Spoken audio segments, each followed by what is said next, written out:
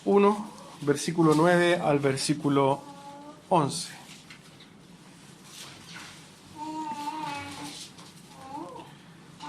Cuando lo tenga, se pone en pie y vamos a leer juntos la palabra del Señor del día de hoy. Marcos 1, versículo 9 al versículo 11. Dice así la palabra de nuestro Señor. Aconteció en aquellos días que Jesús vino de Nazaret de Galilea y fue bautizado por Juan en el Jordán. Y luego, cuando subía del agua, vio abrirse los cielos y al Espíritu como paloma que descendía sobre él. Y vino una voz de los cielos que decía: Tú eres mi Hijo amado, en ti tengo complacencia. Toma asiento.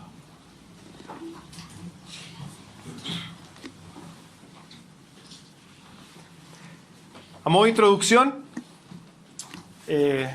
recuerden que todos los sermones tienen un título. El título del sermón del día de hoy es Mi Hijo Amado. Y siguiendo con esta introducción, yo no sé si ustedes, en la cultura hollywoodense que tiene dentro de las películas que ha visto una película de Denzel Washington que se llama John Q, que trata de un padre que tiene un hijo con una enfermedad al corazón y debido a los costos que él no podía pagar, toma una determinación un poco radical, drástica, y se toma al hospital. Y se toma al hospital y en otras lo que quería era que uno del médico que lo trataba le quitara el corazón a él y se lo pusiera a su hijo. Esta película narra a lo que puede llegar el amor del padre para con un hijo. Nosotros como padres, yo creo que cuando nuestros hijos están en problemas, podríamos hacer cosas que ni siquiera podríamos nosotros imaginarnos. Pero el afán de esto es ensalzar, exaltar, hacer entender o darnos a entender la profundidad del amor que tiene un padre sobre su hijo. Y este sermón y estos pasajes que vamos a leer hoy día tienen mucho que ver con esto, a pesar de que no se ve. Y a través del desarrollo del sermón espero que podamos comprender de qué estamos hablando. Recuerden que cuando nosotros comenzamos a ver el libro de Marcos, dijimos que no íbamos a ver otros libros, digamos, que de los evangelios para poder tener una perspectiva mucho más clara de lo que estaba pasando en cada situación. Y es para eso que, si usted quiere tomar nota, los versículos paralelos o los pasajes paralelos a este texto es Mateo 3, del 13 al 17. Mateo 3, del versículo 13 al 17. Lucas 3, desde el 21 al 22.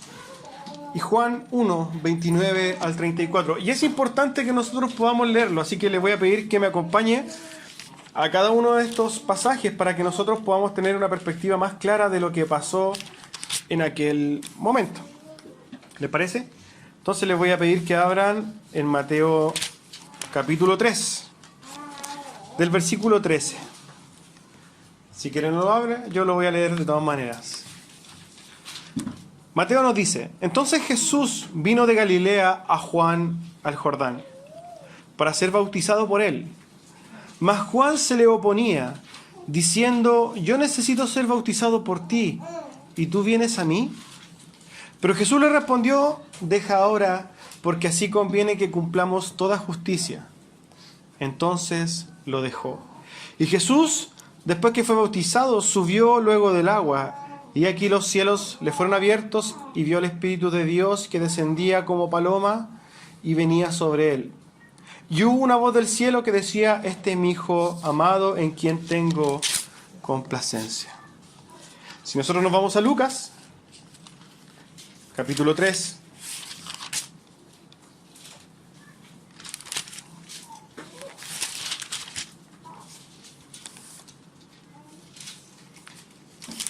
Desde el versículo 21 dice: Aconteció que cuando todo el pueblo se bautizaba, también Jesús fue bautizado.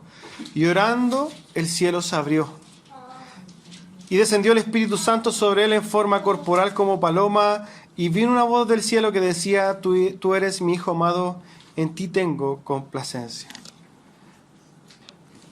Y tenemos el relato de Juan, que también lo vamos a ver. Juan 1, desde el versículo 29.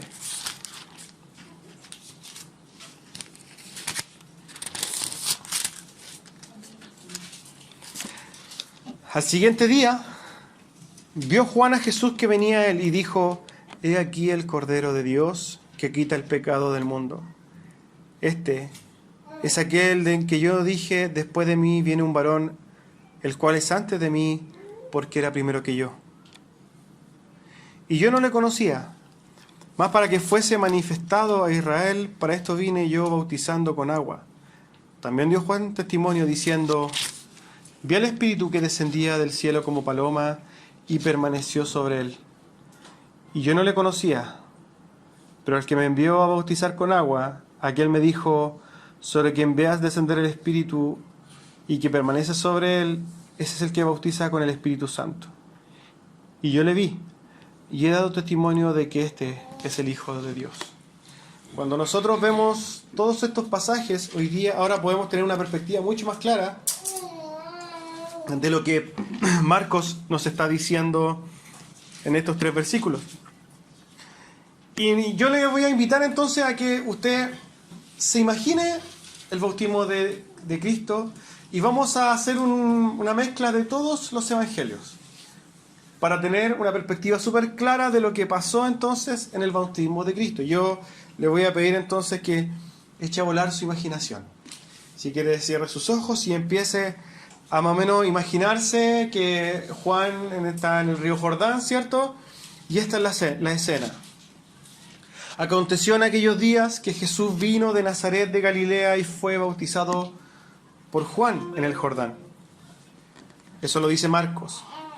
Pero Juan nos dice que cuando Juan el Bautista ve a Jesús antes de descender al agua, lo apunta y le dice, he ahí el Cordero de Dios, el Cordero de Dios que quita el pecado del mundo. Cuando Jesús se acerca a Juan el Bautista a decirle a bautizarse, Mateo nos aporta otra cosa y nos dice que Juan se le oponía. Juan no quería bautizar a Jesús. ¿Y por qué no quería bautizar a Jesús? Porque le dijo, yo necesito ser bautizado por ti y tú vienes a mí. Pero Jesús le dijo, deja ahora porque así conviene que hagamos, que cumplamos toda justicia. Entonces lo bautizó. Lucas dice que cuando después de bautizarse, Jesús estaba orando. Y es en ese momento que Jesús estaba orando cuando descendió el Espíritu Santo sobre él en forma de paloma. Y nosotros ya tenemos todos los testimonios y nos dice que Jesús claramente lo estaba viendo, pero Juan el Bautista también lo veía. Y a Juan el Bautista Dios le dijo, mira, sobre quien tú veas descender el Espíritu, este es el Hijo de Dios. Y en ese mismo momento vino una voz de los cielos que decía, tú eres mi Hijo amado en quien tengo complacencia. Cuando nosotros nos quedamos solamente con el testimonio de Marcos, nos cuesta entender mucho de qué estaba pasando. Pero cuando nosotros vemos todo el panorama amplio, nos vamos a dar cuenta que ahí pasó algo tremendamente profundo y es lo que vamos a tratar de ver hoy día. Nosotros podríamos hablar 2 o 3 sermones de este acontecimiento, pero hoy día vamos a tratar de resumirlo. Y vamos a ver 3 acontecimientos importantes que ocurrieron en estos pasajes. Estos 3 acontecimientos son el primero, que Jesús se bautiza. Es lo primero que nosotros podríamos ver. Jesús se bautizó. Lo segundo que vamos a ver es que es que Jesús es ungido por el Espíritu Santo. Y lo tercero es que del cielo se oye una voz que dice, este es mi Hijo amado en quien tengo complacencia. Estos 3 puntos los vamos a ver hoy día para poder tratar de entender en profundidad qué pasó con eso. Vámonos entonces al primer punto. Jesús claramente venía de Nazaret, ¿cierto? De Nazaret de Galilea. Nazaret era un pequeño pueblito dentro de la provincia de Galilea. Y la verdad que de Nazaret nadie esperaba nada bueno, ¿cierto? De hecho lo podemos ver en Juan, cuando Natanael le dijo, ¿y puede venir algo bueno de Nazaret? Jesús, conocido como el Nazareno, venía de ahí. Pero entendemos que era conocido como el Nazareno porque gran parte de su infancia la pasó ahí. Otra la pasó en Egipto, ¿cierto? Pero él había nacido en Betlén o en Belén, como quieran llamarlo. Por eso era conocido entonces Jesús como el Nazareno. Juan 18:4 dice, pero Jesús, sabiendo todas las cosas que habían de sobrevenir, se adelantó y les dijo, ¿a quién buscáis? Le respondieron, a Jesús el Nazareno. Jesús les dijo, yo soy. Jesús, conocido como el Nazareno, era el que venía al encuentro entonces de Juan el Bautista a bautizarse. Pero lo que a nosotros nos tiene que llamar poderosamente la atención es, ¿por qué se iba a bautizar Jesús? ¿Por qué cuando viene y le dice Juan el Bautista, ¿por qué yo necesito que tú me bautices a mí? ¿Por qué le dice, no, es necesario que cumplamos toda justicia? Y nosotros la semana pasada hablamos un poco del bautismo, y esto es importante porque tiene que también ver con lo que hoy día Jesús le está mostrando y le está enseñando a Juan al decirle que es necesario que cumplan toda justicia. ¿Por qué se bautizó Cristo? ¿Cristo tenía pecados? Recordemos que el bautismo es el simbolismo de decir, yo soy lavado de mis pecados, yo profeso este arrepentimiento, yo soy lavado de mis pecados, muero y nace otro hombre, ¿cierto? ¿Por qué Jesús tenía que hacer eso? Es una pregunta necesaria. ¿Por qué Jesús tenía que bautizarse si él no tenía pecado? ¿Cierto? Él no había cometido ni un pecado. ¿Por qué tenía que someterse Jesús entonces al bautismo? Cuando nosotros estudiamos profundamente este tema, vamos a darnos cuenta que Jesús sí tenía pecado. Jesús tenía mucho pecado encima. Pero no era un pecado que hubiera cometido él. Jesús tenía que bautizarse y cumplir toda justicia, porque Jesús en ese momento declaraba que cargaba todo el pecado de la humanidad. Y cuando Él dice que tiene que cumplir toda justicia, se pone en nuestros zapatos. Él no solamente compartió nuestra humanidad, Jesús no solamente compartió nuestras tentaciones, Jesús compartió nuestra vergüenza en aquel río. Cuando nosotros nos bautizamos, siempre lo hacemos con un entendimiento profundo de que, me estoy bautizando y es un momento súper bonito. Pero el bautismo representa la vergüenza del pecado, hermano. Y Jesús compartió esa vergüenza con nosotros. Jesús se puso en nuestros propios talones y bajó al Jordán para decirle al mundo, voy a descender igual que todo pecador que pisa la tierra. Jesús está haciendo una declaración al mundo, diciéndole, yo a pesar que no tengo pecado, voy a cargar el pecado de la iglesia. 2 Corintios 5 nos dice, al que no conoció pecado, por nosotros lo hizo pecado, para que nosotros fuésemos hechos justicia de Dios en él. Y en un pasaje maravilloso que claramente nosotros no podemos dejar de leerlo, yo creo que usted debería empezar o nosotros todos deberíamos empezar a tomarnos por costumbre, llegar a aprendernos totalmente de memoria Isaías 53. Y en el 53 ahí dice, porque todos nosotros nos descarriamos como ovejas. Cada cual se apartó por su camino, mas Jehová cargó en él el pecado de todos nosotros.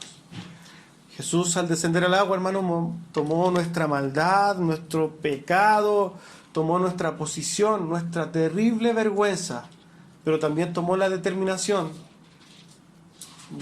tomó una decisión, y esta decisión la manifestó. Le dijo al mundo, yo cargaré el pecado. Es por eso que Jesús tenía que cumplir toda justicia, porque Él tenía que ser lavado también simbólicamente de los pecados de nosotros.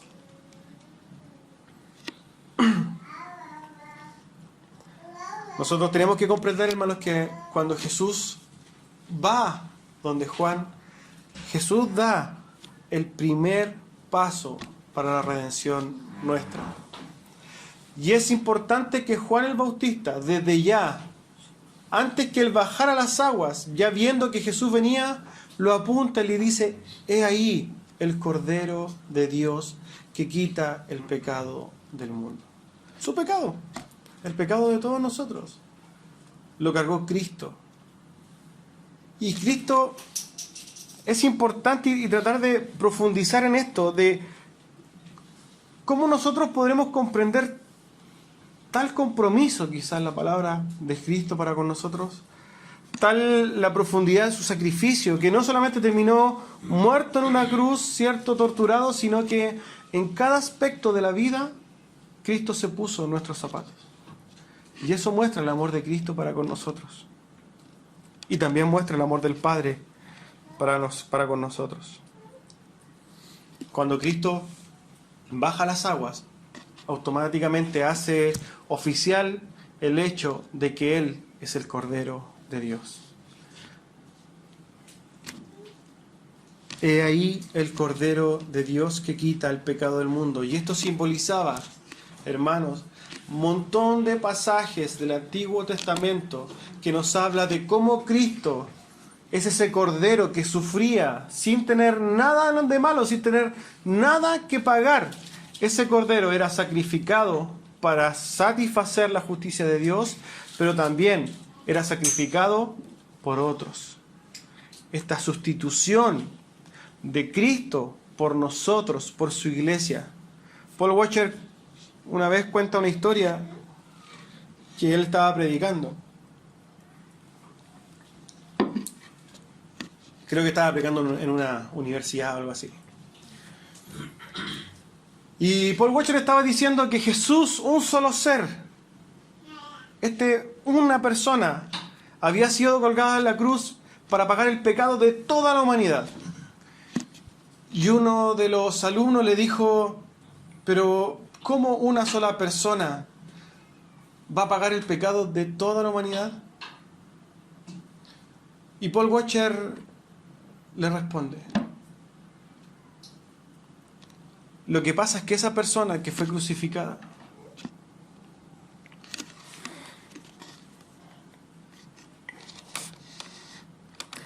es la persona más hermosa del mundo. Si nosotros juntáramos toda la belleza, decía él, todo lo más lindo, todo lo más hermoso del mundo, y le pusiéramos una balanza con Cristo, Cristo pesaría más. Es ese ser, ese hombre, el que murió por nosotros.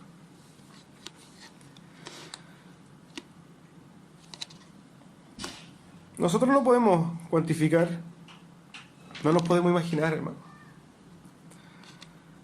lo hermoso que es Cristo.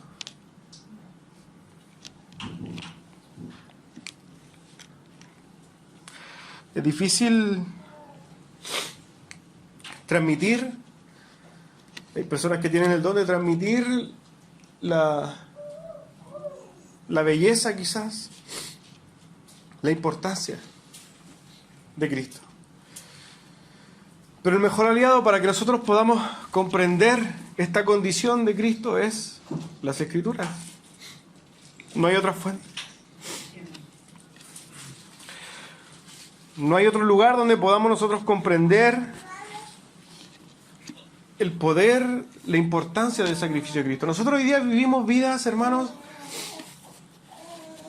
mediocres, vivimos vidas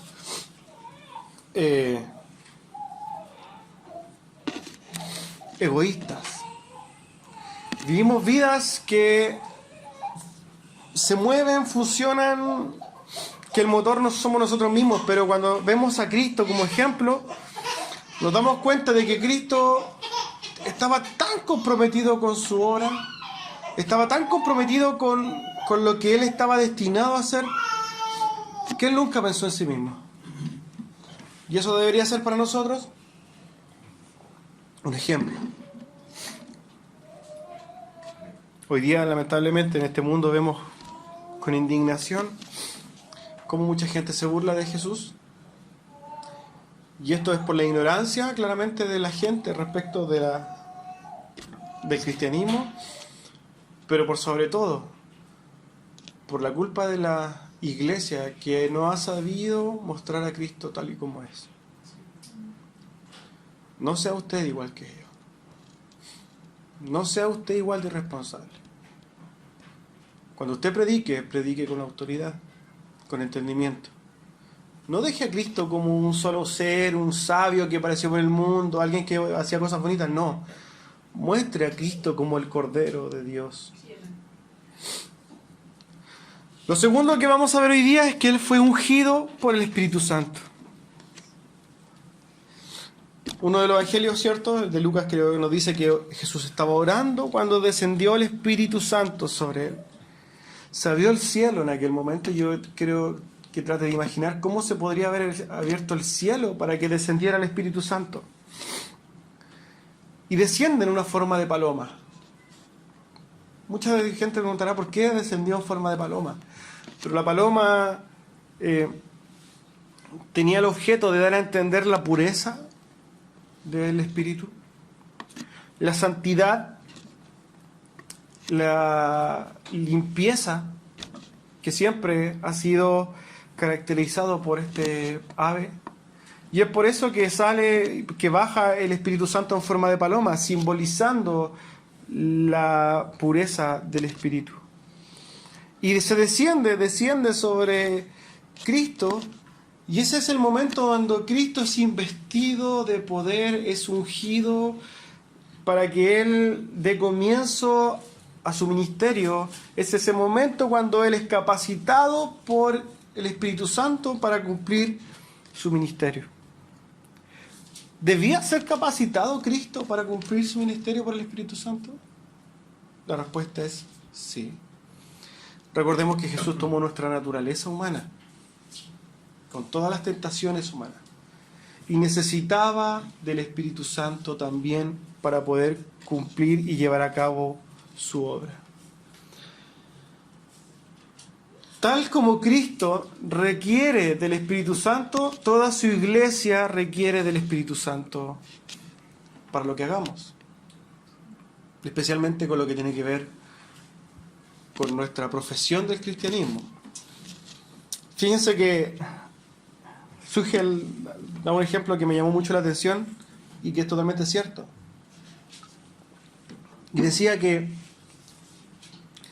si Dios hoy día eliminara todos los pasajes del Espíritu Santo de la Biblia y los sacara totalmente de nuestras vidas, de nuestros corazones, de nuestro ser, y borrara totalmente de la Biblia toda la insinuación de la Biblia, del Espíritu Santo, la gran mayoría de la iglesia no se daría cuenta.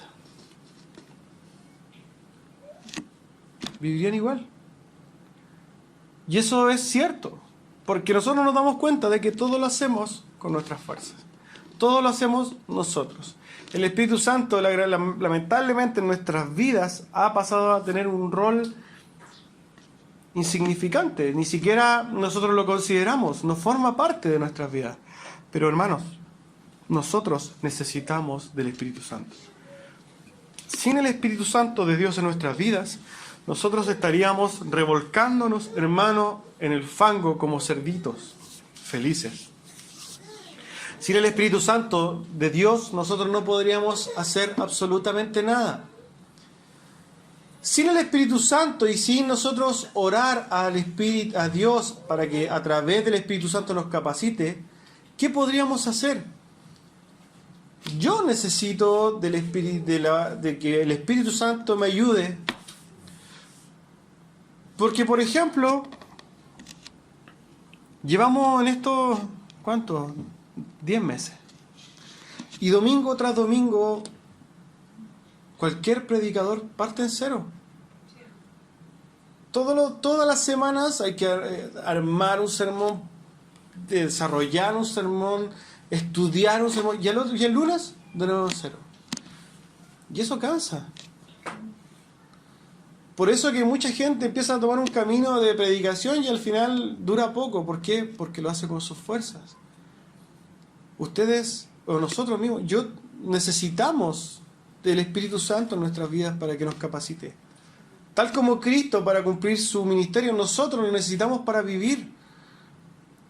Usted necesita del Espíritu Santo para que controle su carácter. Nosotros necesitamos del Espíritu Santo para que podamos comprender las Escrituras. Nosotros necesitamos del Espíritu Santo para que nosotros podamos o nos arrodillemos a orar. Nosotros necesitamos el Espíritu Santo para vivir como hijos de Dios. Nosotros necesitamos el Espíritu Santo para no vivir como el mundo. Nosotros necesitamos el Espíritu Santo para todo. Cuando Cristo dice que sin mí nada podéis hacer, está refiriéndose no solamente a Cristo, sino que a la persona de Dios. Y eso incluye al Espíritu Santo. El cristianismo no está despegado del Espíritu Santo. Pero nosotros vemos que hoy día, lamentablemente, gran parte de la iglesia vive un evangelio con sus propias fuerzas. Cristo es nuestro ejemplo. Si Él necesitaba ser ungido para su ministerio, ¿cuánto más nosotros? Ahora fíjense en esto. Cuando Cristo termina de ahí, cuando sale del bautismo, poco escenario más allá, va y se va a una sinagoga y empieza a leer un texto que Él busca deliberadamente y empieza a buscar, ¿cierto? Y encuentra Isaías 11 y dice lo siguiente: el Espíritu de Jehová, el Señor, está sobre mí, porque me ungió Jehová y me ha enviado a predicar buenas nuevas a los abatidos, a vendar a los quebrantados de corazón, a publicar libertad a los cautivos y a los presos apertura de la cárcel. Lamentablemente este pasaje se utiliza para decirle a la gente que va a tener un auto nuevo o para decirle cualquier tontera. Pero lo que está diciendo ese pasaje es que Cristo está anunciando que Él ya fue investido por el Espíritu Santo en las aguas cuando se bautizó, y que ahora Él comenzaba su ministerio y empezaba a darle buenas nuevas a la gente, decirle: el reino de Dios ya está aquí. Yo vengo a abrir los ojos de los ciegos, yo vengo a hacer caminar a los inválidos, yo vengo a decir: el Mesías llegó. Y es importante comprender esto, hermano, porque si Dios mismo le dice a los judíos, a los de la sinagoga, este episodio ya sucedió, es porque es un episodio importante. Jesús es investido por el Espíritu Santo para cumplir su ministerio. Hechos 10:38. Como Dios ungió con el Espíritu Santo y con poder a Jesús de Nazaret, y como éste anduvo haciendo bienes y sanando a todos los oprimidos por el diablo, porque Dios estaba con él. Jesucristo fue investido de poder por el Espíritu Santo de Dios. Y lo tercero es que se oye del cielo, en este mismo episodio: este es mi Hijo amado en quien tengo complacencia.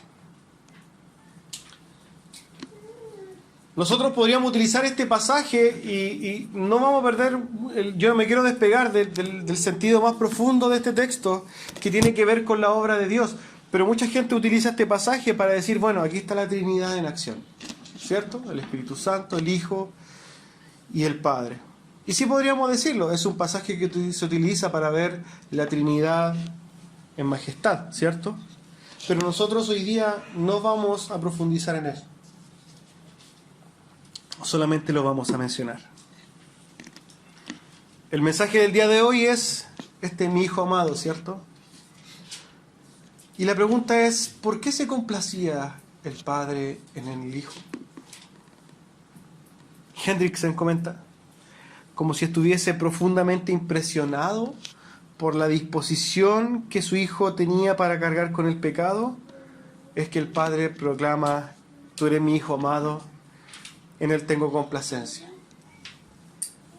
Claramente nosotros podríamos decir: claro, Dios el Padre se goza en ver a su Hijo con tal disposición. ¿Se acuerdan cómo fue el pacto de redención? ¿Quién decidió ir a salvar a los pecadores? ¿Y por qué lo decidió? ¿Porque se le ocurrió al Hijo? ¿Se le ocurrió a Jesús? No se le ocurrió a Jesús, no lo muestra así la Biblia. dice que el Padre lo determinó para esa tarea.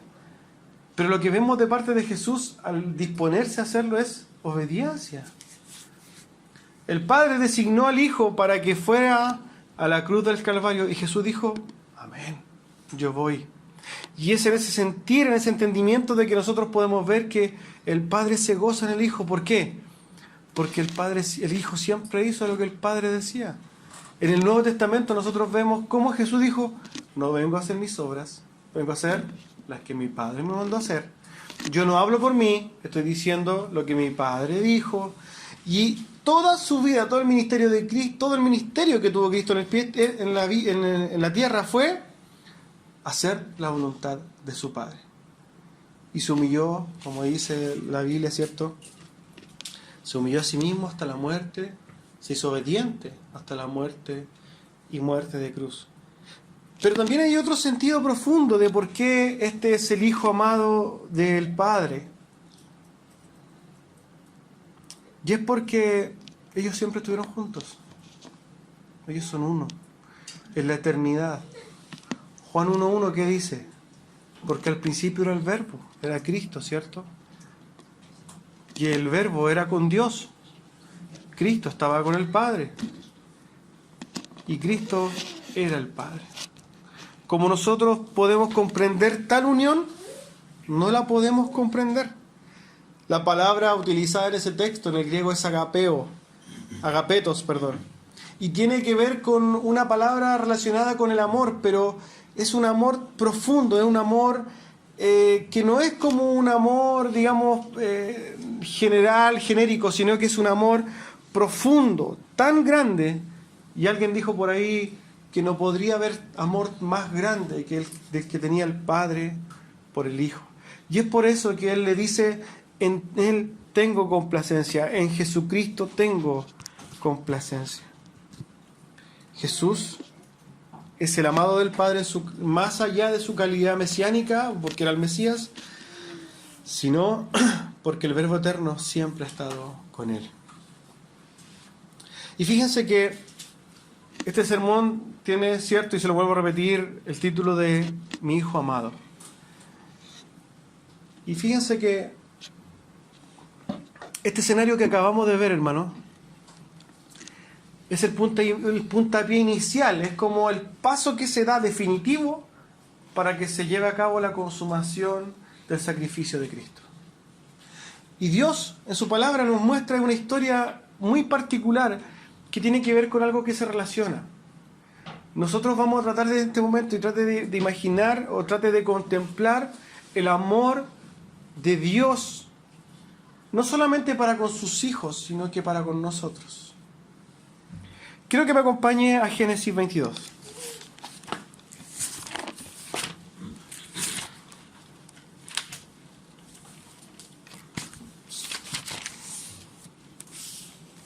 Vamos a leer desde el versículo 1 al versículo 13.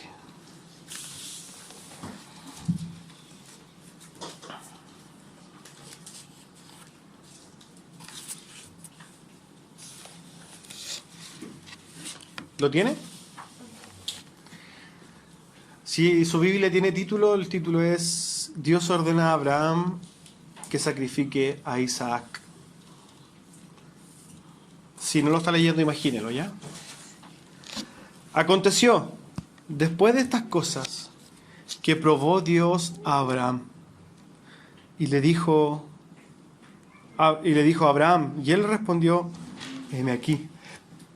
Y dijo, toma ahora tu hijo, tu único, Isaac, a quien amas, y vete a tierra de Moriah, y ofrécelo allí en holocausto sobre uno de los montes que yo te diré. Y Abraham se levantó muy de mañana y enalbordó su asno, y tomó consigo 2 siervos suyos, y a Isaac su hijo.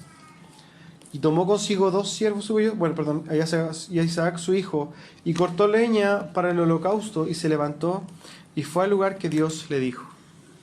Al tercer día alzó Abraham sus ojos, y vio el lugar de lejos. Entonces dijo Abraham a sus siervos, esperad aquí con el asno, y yo y el muchacho iremos hasta allí y adoraremos y volveremos a vosotros. Y tomó Abraham la leña del holocausto y la puso sobre Isaac su hijo, y él tomó en su mano el fuego y el cuchillo, y fueron ambos juntos. Entonces habló Isaac a Abraham su padre y le dijo: Padre mío. Y él respondió: Heme aquí, mi hijo. Y le dijo: He aquí el fuego y la leña, mas ¿dónde está el cordero para el holocausto? Y respondió Abraham: Dios se proveerá del cordero para el holocausto, hijo mío. E iban juntos. Y cuando llegaron al lugar que Dios le había dicho, edificó allí Abraham un altar, y compuso la leña y ató a su hijo, a Isaac su hijo, y lo puso en el altar sobre la leña. Y extendió Abraham su mano y tomó el cuchillo para degollar a su hijo. Entonces el ángel de Jehová le dio voces desde el cielo y le dijo: Abraham, Abraham. Y él respondió: Heme aquí. Y dijo: No extiendas tu mano sobre el muchacho ni le hagas nada, porque ya conozco que temes a Dios, por cuanto no me rehusaste tu hijo, tu único.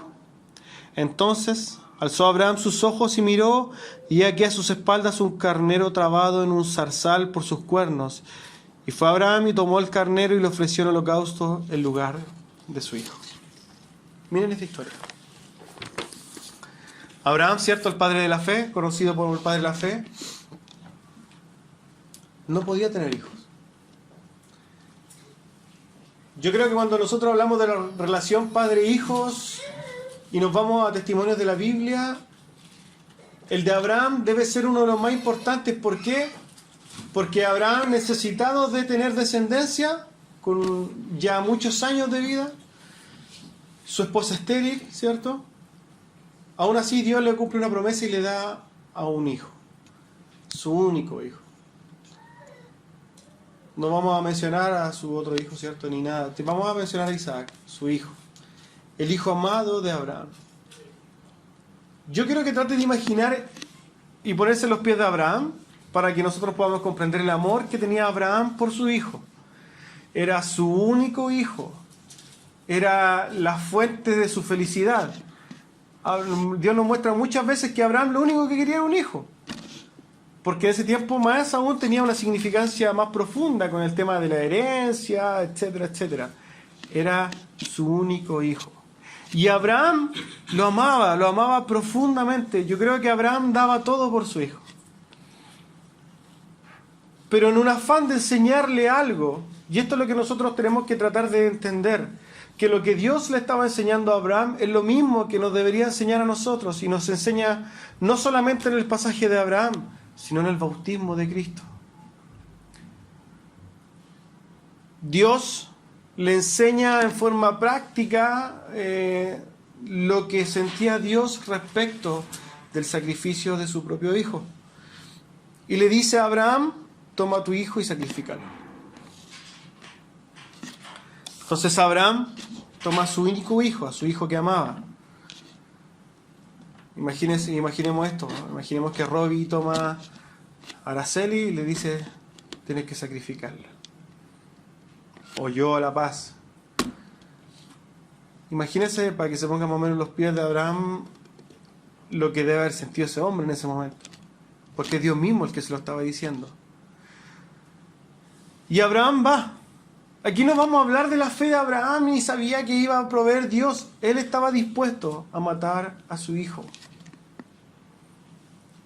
Yo creo que trate de meterse en la mente de Abraham cuando él iba caminando durante 3 días, y yo creo que lo único que pensaba él era en el momento en que tuviera que tener su cuchillo delante de su hijo. No creo que se haya imaginado o haya pensado otra cosa. Yo no creo que Abraham iba caminando y iba pensando en las ovejas que había dejado atrás. No creo que haya sido tema para él. No creo que haya estado preocupado: ay, es que no regué el pasto. No, él estaba preocupado estos 3 días de que en 3 días, cuando llegara a ese lugar, iba a tener que matar a su hijo. Su hijo amado que había esperado toda su vida. Y llega a ese lugar. Abraham prepara las cosas, describe el pasaje, y amarra a Isaac.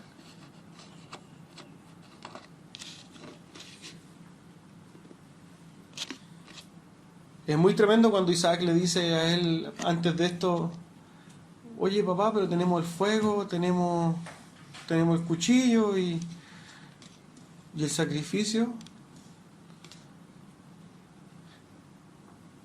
Cuando nosotros somos hombres, papá, y un hijo le dice, oye, no tengo algo para comer. Imagínense el dolor.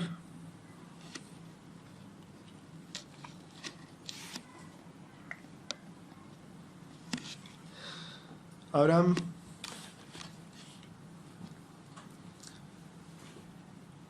sabía que lo tenía que matar.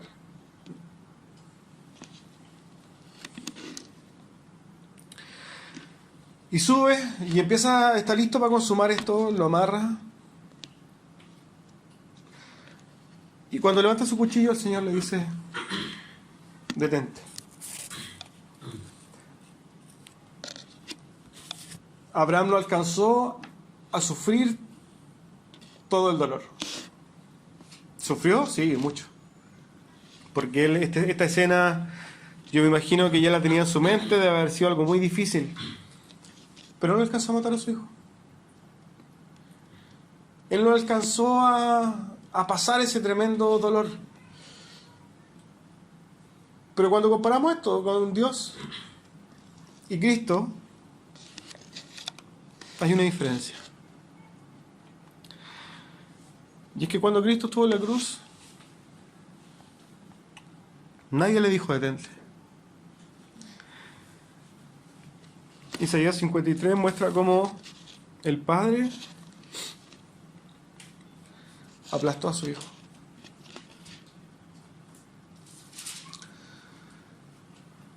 Aun cuando quizás sentía lo mismo que Abraham. Abraham estaba condicionado por su respeto hacia Dios, pero a Dios nadie lo condicionaba más que otro amor.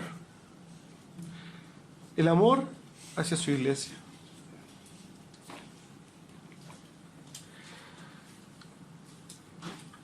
Lo que movió al Padre a aplastar a su Hijo era el amor a su iglesia, hermano. El amor a usted. Ese amor hacia nosotros, que nosotros respondemos siempre con: tengo flojera, no estoy dispuesto, no tengo tiempo. Nosotros respondemos de esa manera a un amor tan grande. Y es injusto. Es injusto para con Dios responder así. Es impresentable que al enfrentar el amor tan grande de Dios, nosotros no estemos dispuestos a morir nosotros mismos. Cristo, el morir a sí mismo, lo hizo literal, hermano. Y nosotros nos escudamos en que no tenemos tiempo. ¿Qué clase de hijos somos? ¿Hasta dónde llegamos? ¿Hasta dónde llega nuestra ignorancia?